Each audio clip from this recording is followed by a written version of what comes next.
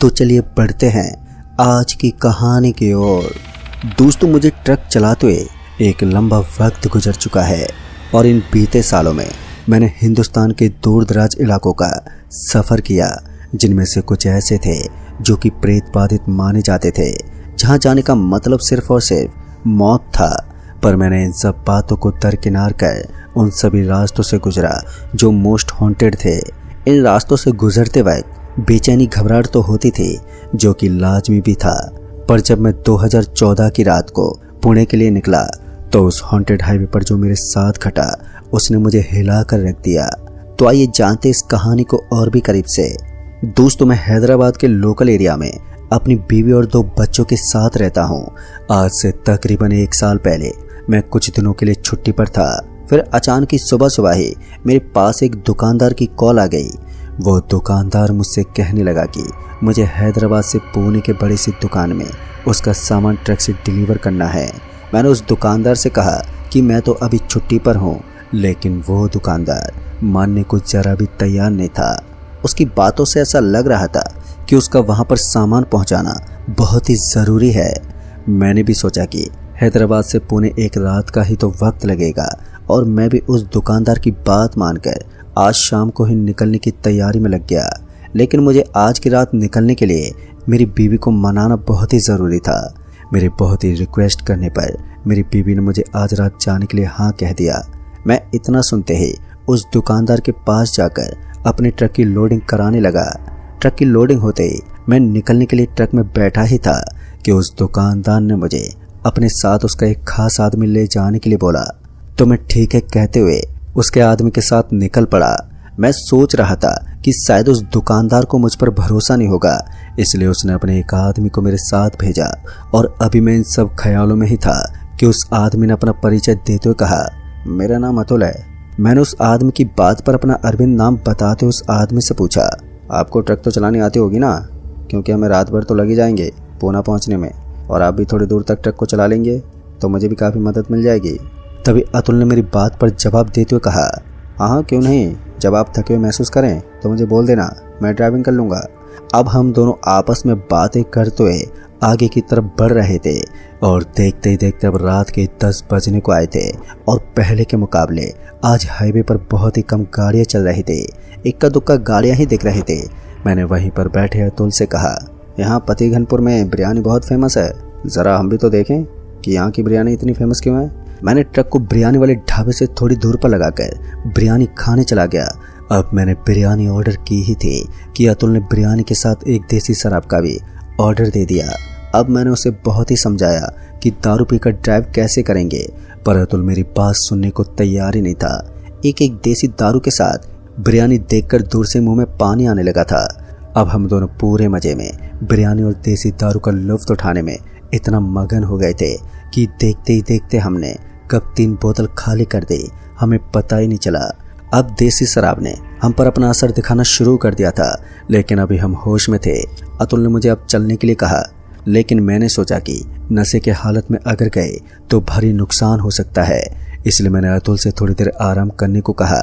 अब मैं और अतुल वहीं ढाबे के बाहर लगी खाट पर बैठे आपस में हंसी मजाक बातें कर रहे थे कि वहीं हमारे बगल में बैठे थोड़े बुजुर्ग आदमी ने कहा, कहाँ जा रहे हो, क्या बात है, आप लोग बड़े ही खुश लग रहे हैं। उस आदमी की बात सुनकर मैंने जवाब देते हुए कहा, यहीं पुणे माल डिलीवरी करने के लिए जा रहे हैं हम लोग। तभी मेरे पीछे से अतुल ने थोड़े नशे की हालत में शायरी सुनाने लगा कि मुझे तो अपनों ने लूटा, गैरों में भी दम था, कि मुझे तो अपनों ने लूटा, गैरों में भी दम था। मेरे दोस्त ने कहाँ तैरना सीखा जहाँ पानी कम था। इतना सुनते ही हम जोर जोर से हंसने लगे। अभी रात के लमसम 10:30 बज रहे होंगे, लेकिन ढाबे पर लोगों की इतनी भीड़ थी जैसे मानो कि दिन के 10:30 बज रहे हों। अभी आपस में हंसी ठिठोले ही कर रहे थे कि अतुल ने कहा कि यहाँ की बिरयानी बहुत ही स्वादिष्ट है, मैं अभी पैक करवा के लाता हूँ, उधर से आते वक्त हम रास्ते में खा लेंगे। और इतना कहकर अतुल बिरयानी पैक कराने चला गया। तभी मेरे बगल में बैठे उस आदमी ने कहा, तुम लोगों को मालूम भी है क्या, सोलापुर के रास्ते से कोई रात में नहीं जाता, और मीट मछली तो सख्त मना ले जाना। सोलापुर से रात में गुजरने वाले लोगों का कहना है कि रात के वक्त उस रास्ते पर शैतान जाग उठता है। बहुत लोगों का उस रास्ते पर एक्सीडेंट से मौत भी हो चुकी है। मेरी बात मानो तो आज रात यहीं रुक जाओ, कल सुबह निकल जाना। तभी मैंने हंसते हुए आवाज़ में कहा, क्या चाचा जी, खाली फोकट में डरा रहे हो आप? मैं भूत पर यकीन नहीं करता। 10 साल से ट्रक चला रहा हूँ और ऐसे बहुत से रास्ते से रात के वक्त गुजरा हूँ। भूत प्रेत पर मैं यकीन नहीं करता, लेकिन आप कह रहे हो तो कुछ देर यहाँ पर आराम कर लेते हैं, फिर निकल जाएंगे, क्योंकि कल सुबह होने से पहले ही मुझे माल की डिलीवरी करनी है। तभी उस आदमी ने मेरी बात पर कहा, मैं तो बेटा तुम्हें सचेत कर रहा था, अब आगे तुम्हारी मर्जी। अभी वो आदमी इतना कह ही रहा था कि तब तक अतुल बिरयानी लेकर आ गया और हम वहीं ढाबे के बाहर खाट पर बैठे हंसी मजाक करते हुए कब नींद के आगोश में आ गए हमें पता ही नहीं चला। फिर मैंने अचानक ही अपने आप को एक सुनसान जंगल में पाया। मैंने चारों तरफ देखा तो गहरा सन्नाटा पसरा हुआ था और फिर अचानक ही मेरे पीछे से औरतों की हंसने की आवाज़ें आने लगी। मैंने पीछे पलटकर देखा तो मैं वो नज़ारा देखकर थर-थर कांपने लगा, क्योंकि वो कोई औरत नहीं बल्कि एक चुड़ैल थी। अब मैंने अपनी पूरी जान लगाकर सामने की तरफ भागने लगा कि अचानक ही मेरे सामने एक बड़ा सा जानवर आ गया जो दिखने में एक दानव के जैसा प्रतीत हो रहा था। फिर मुझे लगा कि किसी ने बहुत ही तेज मेरी पीठ पर किसी धारदार हथियार से हमला किया है। तभी हड़बड़ाते हुए मेरी नींद खुल गई तो मैंने देखा कि मैं और अतुल वहीं रोड पर लेटे हुए थे, जो ढाबा कुछ देर पहले लोगों से भरा हुआ था, पर अब एकदम से उस जगह पुराने खंडर की तरह दिखाई पड़ रहा था। तभी मैं जल्दी से अतुल को उठाने लगा कि तभी मुझे अपनी पीठ पर बहुत ही तेज दर्द महसूस होने लगा। अब मैंने अतुल को उठाया और जल्दी से निकलने को बोला और अब हम तेजी से ट्रक की तरफ बढ़ने लगे थे कि तभी अतुल ने मुझे देखकर जोर से चीखते हुए कहा, ये तुम्हारी पीठ पर पंजे का निशान कैसे?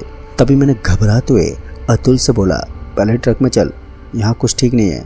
फिर मैंने अतुल का हाथ पकड़कर जोर से ट्रक की ओर भागने लगा और हम भागते हुए ट्रक के पास पहुंचे और बिना किसी देरी किए तुरंत ही हम ट्रक में बैठे।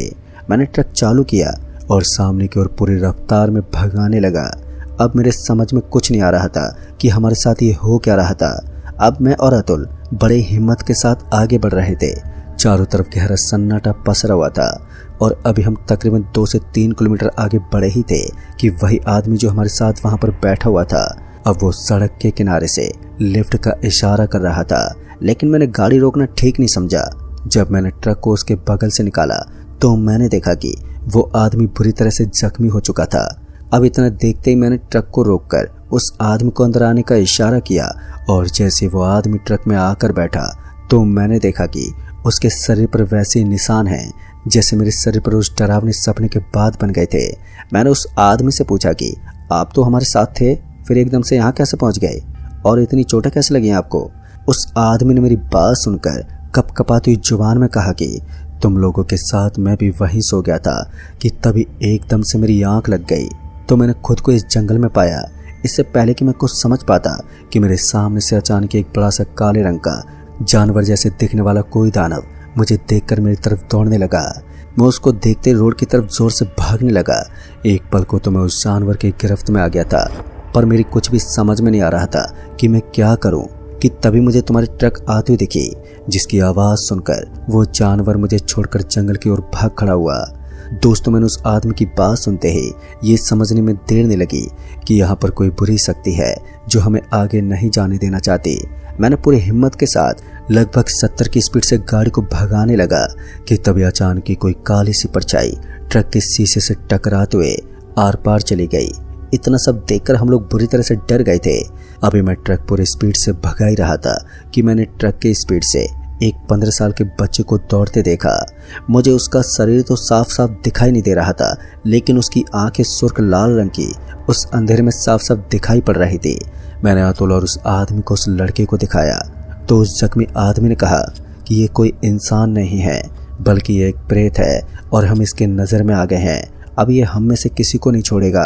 तभी मैंने अतुल से उस आदमी को समझाने के लिए बोला और मैं भी बुरी तरह से परेशान हो चुका था कि एकदम से सारी घटनाएं हमारे साथ क्यों घटने लगी थी कि तभी मुझे उस आदमी की कही गई बात याद आ गई। सोलापुर हाईवे से जाते वक्त मीट और मछली नहीं ले जाते और हम इस वक्त सोलापुर हाईवे पर ही थे। मैंने तुरंत ही अतुल से पूछा कि कहीं तुम बिरयानी लेकर तो नहीं आ गए। अतुल ने घबराते हुए कहा, हाँ ये रही बिरयानी। तो मैंने तुरंत ही उस बिरयानी को चलते ट्रक से बाहर फेंक दिया और ट्रक को जोर से भगाने लगा कि तभी अचानक ही सामने से एक मारुति कार बहुत ही तेजी से हमारी तरफ आ रही थी। मैंने कई बार हॉर्न भी बजाया लेकिन वो कार हमारी तरफ ही बढ़ रही थी। मैंने अभी ब्रेक लगाए ही थे कि एकदम से वही कार हमारे ट्रक से आकर टकरा गई। अब टकराव इतना तेज था कि मैं और अतुल ट्रक के सामने वाले शीशे को तोड़ते हुए बाहर आकर गिर गए और एकदम से मेरी आंखों के सामने उसी वक्त अंधेरा छा गया। और फिर कुछ देर के बाद मेरी आंख खुली तो मैंने देखा कि ट्रक सामने वाले एक पेड़ से टकराकर वहीं पर रुका है। लेकिन ताजुब की बात तो ये थी कि वो कार कहीं भी दिखाई नहीं दे रही थी। मैंने जरा भी देर ना करते हुए अतुल को ढूंढने लगा। बहुत ही ढूंढने पर मुझे अतुल जंगल के किनारे झाड़ियों में बेहोश मिला तो मैं ट्रक के अंदर पानी की बोतल लेने गया। मैं जैसे ही ट्रक के पास पहुंचा तो ट्रक के अंदर का वो खौफनाक मंजर देखकर मेरा शरीर डर से कांपने लगा। मैंने देखा कि एक बड़ा सा काला जानवर उस आदमी को नोच नोच कर खा रहा था और इसी जानवर को मैंने अपने सपने में देखा था। फिर मैं धीरे से बिना शोर किए अतुल के पास पहुंचा और मैंने अतुल की नाक को अपने हाथ से दबाया ताकि जल्दी से अतुल को होश आ जाए। फिर अतुल उठ खड़ा हुआ और उठते ही मैंने उसके कानों में धीरे से कहा कि यहाँ पर रुकना बिल्कुल भी ठीक नहीं है और हमें जल्द से जल्द यहाँ से निकलना होगा। कि तभी अतुल ट्रक की ओर बढ़ने लगा जिसकी वजह से उस जानवर की नज़र अतुल पर पड़ गई। अब उस जानवर ने हमें देख लिया था। तभी मैंने जोर से चीखते हुए अतुल से कहा, तू दूसरी ओर भाग और मैं दूसरी ओर भागता हूँ और 10 से 15 मिनट के बाद ट्रक में आकर बैठ जाएंगे। और इतना कहते हम अलग अलग दिशा की ओर बिना पीछे मुड़े भागने लगे। मैं सामने की ओर जंगल में भागने लगा और अतुल मेरे दूसरी तरफ जंगल में भाग गया। तभी मैं भागते भागते जंगल के काफी अंदर पहुंच चुका था। मैंने मुड़कर पीछे देखा तो अब ना तो वो जानवर दिखा और ना ही हमारा ट्रक दिखाई दे रहा था। अब मैं वापस से लौटने के बारे में सोच ही रहा था कि अचानक ही मुझे उन्हीं औरतों की आवाज़ें सुनाई देने लगी जो कि मेरे सपने में आई थी। अब एक पल को मैं वहीं ठहर गया। मेरे कुछ भी समझ में नहीं आ रहा था कि अब मैं क्या करूं कि तभी मुझे अतुल की जोर से चीखने की आवाज़ सुनाई दी तो मैं बिना कुछ सोचे समझे अब ट्रक की ओर भागने लगा। मैं ट्रक की ओर भाग ही रहा था कि मुझे ऐसा लग रहा था कि कोई और भी मेरे साथ साथ भाग रहा है, लेकिन मुझे अपनी अब कोई भी परवाह नहीं थी। मैं बस इन सबको अनदेखा करते हुए ट्रक की ओर तेजी से भाग रहा था क्योंकि मुझे अतुल की उस आवाज़ ने झंझोर कर रख दिया था। फिर मैं भागते भागते आखिरकार ट्रक के पास पहुंच गया तो मैंने देखा कि अब वो जानवर कहीं भी दिखाई नहीं दे रहा था। और तभी अतुल की आवाज़ मेरे कानों में पड़ी, अरविंद मैं यहाँ पर बैठा हूँ, जल्दी आओ निकलते हैं यहाँ से। मैंने अतुल को सही सलामत देख तनिक भी देर ना करते हुए ट्रक स्टार्ट की, लेकिन उस कार के टकराने की वजह से हमारी ट्रक अब स्टार्ट ही नहीं हो रही थी। लगातार कोशिश करने के बाद फिर एक बार ट्रक का इंजन स्टार्ट हो गया। फिर क्या, मैंने तुरंत ही ट्रक भगाना शुरू कर दिया और देखते ही देखते हम उस जगह से काफ़ी दूर निकल आए। अब मुझे लगा था कि हम खतरे से बाहर निकल चुके हैं, लेकिन किसे पता था कि मुसीबत अभी टली नहीं है। हम अब सोलापुर से लगभग 1 किलोमीटर दूर निकल आए थे और अब मैं चैन की सांस ले रहा था कि तभी अचानक ही मुझे ऐसा लगा कि ट्रक के ऊपर कोई कूद रहा है।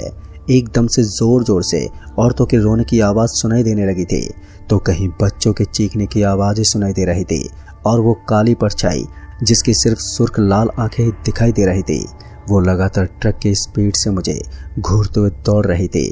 मैं ये सारी घटनाओं को देख डरा हुआ ट्रक चलाए जा रहा था तो फिर मेरी नज़र मेरे बगल में बैठे अतुल पर गई। वो बिल्कुल शांत बैठा था। मैं अतुल से पूछने लगा, क्यों तुम्हें डर नहीं लग रहा और तुम इतनी ज़ोर से चीखे क्यों थे? मेरी बात पर अतुल ने मुझे कहा, नहीं अब मुझे डर नहीं लग रहा, जितना तुम इनसे डरोगे ये उतना ही तुम्हें डराएंगे, जो आगे होगा वो देखा जाएगा, तुम बस गाड़ी चलाते रहो। अतुल के इतना कहते ही मुझ में थोड़ी हिम्मत आ गई और अब मैं इन सबको अनदेखा करते हुए ट्रक को तेजी से भगाने लगा और देखते देखते वो परछाई वहाँ से धीरे धीरे गायब होने लगी। लेकिन वो आवाज़ अभी भी सुनाई दे रही थी कि अचानक मेरी नज़र उस हाईवे के किनारे लगे बोर्ड पर गई जहाँ साफ अक्षरों में लिखा हुआ था पौने 2 किलोमीटर। अब इतना देखने के बाद मैंने चैन की सांस ली और कुछ दूर आगे बढ़ने पर मेरी नज़र उस हाईवे के किनारे बने एक शिव मंदिर पर गई। अब जैसे मैंने मंदिर को देखा तो मुझसे रहा नहीं गया। मैंने तुरंत ही ट्रक को वहीं सड़क के किनारे लगाकर उस मंदिर में आगे जाने के लिए आगे बढ़ा। मैंने अतुल से भी कहा, अतुल चल थोड़ी देर मंदिर में आराम करके चलते हैं क्योंकि मंदिर से सुरक्षित जगह कोई और नहीं है। लेकिन मेरे इतना कहने पर भी अतुल नहीं आया। उसने कहा कि मैं ट्रक में ही रुकता हूँ, तुम अंदर से घूम कर आ जाओ। फिर मैं उसकी बातों पर ज़्यादा ध्यान ना देते हुए मंदिर में चला गया। अभी सुबह के लगभग 4 बजने को आए थे कि तभी मैंने मंदिर के अंदर देखा तो एक पुजारी रुद्रमाला लिए महादेव का नाम जप रहे थे। तो मैंने उस पंडित जी को देखते प्रणाम किया। जैसे ही पंडित जी ने मुझे देखा तो मेरे साथ घटी सारी घटनाएं ऐसे बता रहे थे जैसे मानो वो किताब पढ़ रहे हों। और मेरे कुछ पूछने से पहले ही वो पंडित जी तुरंत ही बोल पड़े, क्या तुम्हें पता नहीं सोलापुर के रास्ते से रात में कोई नहीं जाता। मैंने क्षमा मांगते हुए उन पंडित जी से कहा कि सोलापुर के रास्ते पर रात में जाने से इतने हादसे क्यों होते हैं। तो पंडित जी ने मेरा सवाल सुनकर उस रात घटी घटना के बारे में बताने लगे। दोस्तों, उन्होंने बताया कि आज से 20 साल पहले रात के वक्त एक गांव का सरपंच अपने पूरे परिवार के साथ जा रहा था कि एक ट्रक ड्राइवर ने शराब के नशे में सरपंच की गाड़ी ठोक दी, जिसमें सरपंच के साथ उसका पूरा परिवार मारा गया। तब से सोलापुर के हाईवे पर तमाम एक्सीडेंट होने लगे थे और तभी से रोड हॉन्टेड हो गया है। दोस्तों, मेरे इतना सुनते ही मैंने पंडित जी को धन्यवाद किया और वहां से जाने के लिए मैंने प्रणाम करके इजाज़त मांगी और ट्रक में आकर बैठा और हम माल डिलीवरी करने के लिए उस दुकानदार के गोदाम के पास पहुंचे। अतुल वहीं पर उतर गया और मुझसे कहने लगा, तुम अंदर चलो, मैं अभी टॉयलेट करके आता हूँ। और फिर मैं गोदाम के अंदर पहुंचा तो उस गोदाम का मालिक मुझे देखकर घबराते मेरे पास आया और मुझे देखकर कहने लगा, इतनी चोटें कैसे लगी हैं, कहीं एक्सीडेंट हुआ था क्या? तुम कहीं सोलापुर के रास्ते से तो नहीं आए हो? इस पर मैंने अपनी आप बीती गोदाम के मालिक को बताई। फिर मैंने गोदाम में माल को सप्लाई करवा दिया, लेकिन मेरे साथ जो अतुल था वो अभी तक वापस नहीं आया था। आखिरकार वही हुआ था जिसका मुझे डर था। मुझे सुबह पता चला कि पुलिस वालों को जंगल में एक कटी फटी लाश मिली है। वो लाश किसी और की नहीं थी बल्कि अतुल की ही थी। शायद उसकी आत्मा ही थी जो मुझे यहाँ सही सलामत पहुँचा गई थी। दोस्तों, उस घटना के बाद से मैं एकदम से टूट चुका था और मैंने ट्रक ड्राइवर की नौकरी हमेशा हमेशा के लिए छोड़ दी और आज भी मैं अतुल को अपना गुनहगार मानता हूँ। तो दोस्तों, इस कहानी में बस इतना ही। कहानी आपको पसंद आई हो तो वीडियो को लाइक शेयर जरूर कर दें और साथ ही हमें नीचे कमेंट बॉक्स में ज़रूर जल्द ही मिलूंगा ऐसी एक और नई कहानी के साथ। तब तक के लिए बाय एंड टेक केयर।